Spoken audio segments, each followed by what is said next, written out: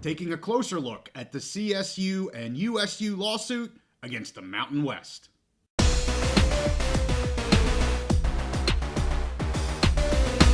Conference realignment is always in the news, so we're back here on the Big Mountain to keep you updated. I am JY here without my good friend Steve, but a few items that I want to talk about here regarding the Colorado State and Utah State lawsuit that was filed on Monday against the Mountain West. Of course, I put out my first video on this on Tuesday evening, really focused on the lawsuit, what it said, what these two schools, the plaintiffs, were looking for. I did do some deeper dives in a few of these items that I want to bring to you.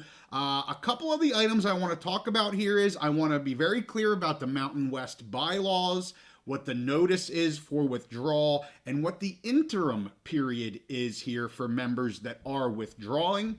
The second piece, I'm going to talk about the PAC agreement with the schools that will be joining this entrance agreement, I believe they call it. Also, what that has been required in that agreement for notices to the Mountain West and the interim period there. I also want to talk about the California schools, San Diego State and Fresno State, so far sitting out, and why that may be. But I want to start with the new reports that Boise State University is going to be joining this lawsuit with Colorado State and Utah State. These reports came out about 2 days after the initial filing here on Monday. So now it appears we have 3 of the 5 departing schools suing and having this lawsuit against the Mountain West, with the 2 California schools, Fresno and San Diego State, both sitting out at least for now. So why could that be? I'm going to go down a path and say why it may be. I don't know if this is a fact or not, but we have a little bit of recent history that may tell us why they may not have yet joined. So let's talk about Fresno State and San Diego State. They are in the same system here in California as San Jose State University. So this could be a similar situation to what we saw with UCLA and Cal when UCLA announced that they would be joining the Big Ten.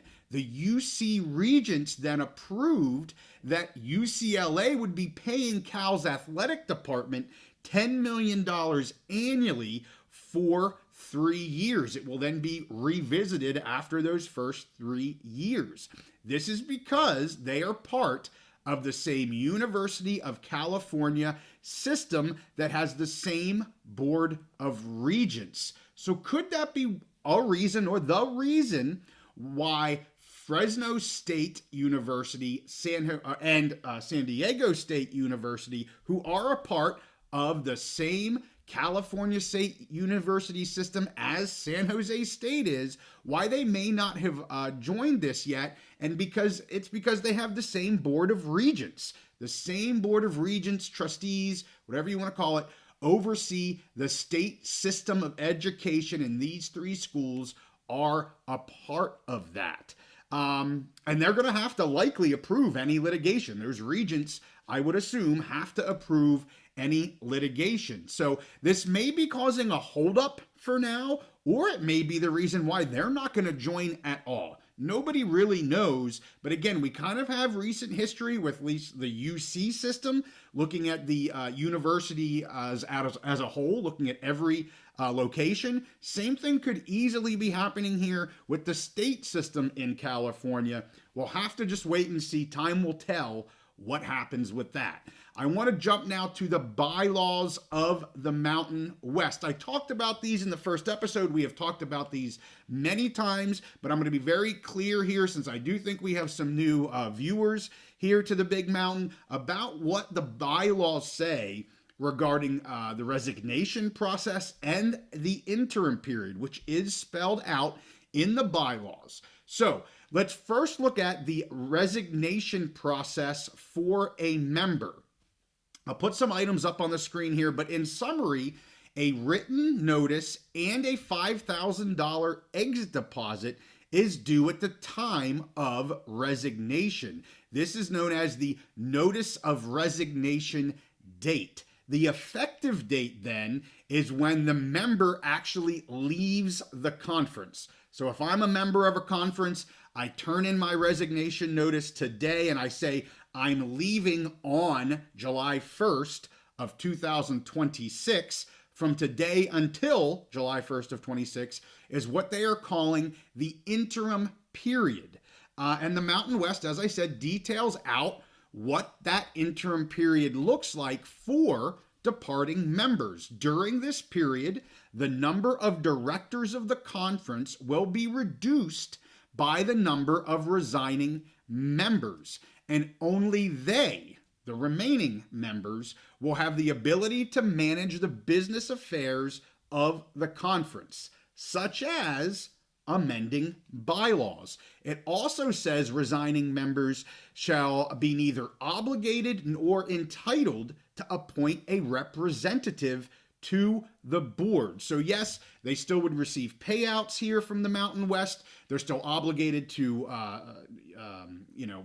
go to the athletic competitions. They're a member of the Mountain West in terms of the competition side of things, but in terms of the management side of things, they really don't have much. They don't have a vote.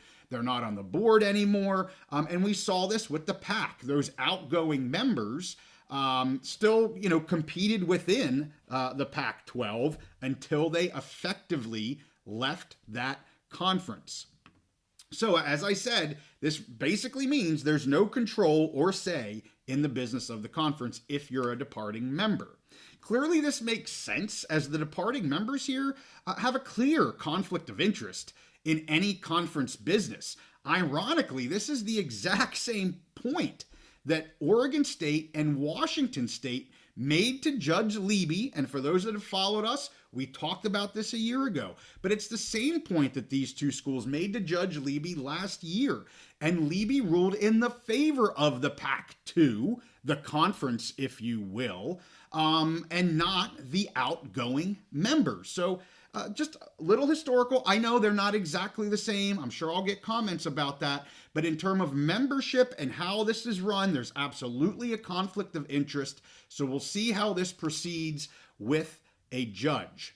Remember, Navarez instructed the departing members that they needed to follow the bylaws. They needed, they were very clear that they were going to be departing members. They were going to be resigning, and she informed them that they needed to follow the bylaws. She obviously wasn't be able to go and withdraw $5,000 from their bank account. I mean, there's nothing to make them pay the $5,000 if they don't want to pay the $5,000, but they're obligated to do so under the bylaws. Could a breach of contract claim be made by the Mountain West because these members are not following the bylaws? We shall see. Remember, I've said the bylaws are a contract. So, I mean, potentially there's a breach of contract claim here the Mountain West could have. Again, this is all very important because it determines membership and voting rights. The interim period clearly states that these departing members do not have those rights. And it really was a big piece that came out of this lawsuit. As I said in the recap, the two big questions are membership and the exit penalty. So all of that was mainly about membership, whether or not they are members or are they just in this interim period. I want to talk about notice here a little bit further. Again, as I reported on Tuesday and in their lawsuit, these two schools say they have not given notice. So they're saying they haven't given written notice and they certainly haven't paid the $5,000. However, as part of their entrance agreement with the PAC, and I'll put this up on the screen so you can see, I just clipped the portion that is important here, but as part of the entrance agreement with the PAC, they were required to provide written notice to the Mountain West and withdraw. A copy of that notice then was to be sent to the Pac-12 Further, the agreement says that both parties here with this entrance agreement, and this agreement's very similar to, I think it's the same exact thing for all 5 schools. So the one that I'm showing you is the USU one, but this verbiage is in all 5 departing members in terms of what they're being required to do. But again, further, the agreement says that both parties shall promptly and in good faith take such actions to consummate and make this transaction effective. Pretty strong words. It's basically saying you need to withdraw, and you need to show us that you withdraw, and you need to do this promptly and in good faith. Now, if this wasn't done, according to the released PAC entrance agreements, they are in breach of contract because this contract is binding. It's clear in this entrance agreement. It says this is a binding contract until the long-term agreement is made, and they had 30 days to do that. So we'll see what happens, but potentially they could be in breach. I just talked about in breach of contract. Potentially they're in breach, if they haven't done this, of the entrance agreement with the PAC. I'm not saying the PAC's going to bring litigation against them, but they haven't done what was in that agreement, apparently, and they have said they haven't. And they also potentially are in breach of the bylaw contract with the Mountain West. Lastly, I want to bring something to everyone's attention here. The interim period for the PAC agreement, again, I'm going to throw this up. So this is the period between when they initiated this entrance agreement and when they actually joined. So it's just the reverse interim period of what I talked about with the Mountain West. This is saying, yes, we're going to join you from that point until they actually join is this interim period for the entrance agreement. It states that an incoming member will have to pay liquidated damages of either $30 million or $40 million to the PAC if they do not join effective that July 1st, 2026 date. The $30 million is lower because if they get an invitation to and accept an invitation to an A4, they get a $10 million discount. So they only have to pay the 30. But if that doesn't happen and they don't want to join, they want to back out of this, they have to pay $40 million. This is the same type of penalty they are suing the Mountain West for, but of course at a much lower amount. The Mountain West exit fee here is $15 million, assuming they meet the threshold that it doesn't double. So we're talking probably about $15 million per school. The PAC is at least double that for their exit penalty if they don't join the PAC effective July 1st of 26. To be clear, these are exit fees. They're exit penalties. They're damages to the conference. They're doing the same thing. They are trying to restrict trade, if you will, because you're a member, or at least you are entering here with the PAC, that conference. They're trying to get at the same thing. So the irony here is pretty thick. That they are not okay with it with the Mountain West at 15, but apparently when they signed this only 3 months ago, they were fine with $40 million.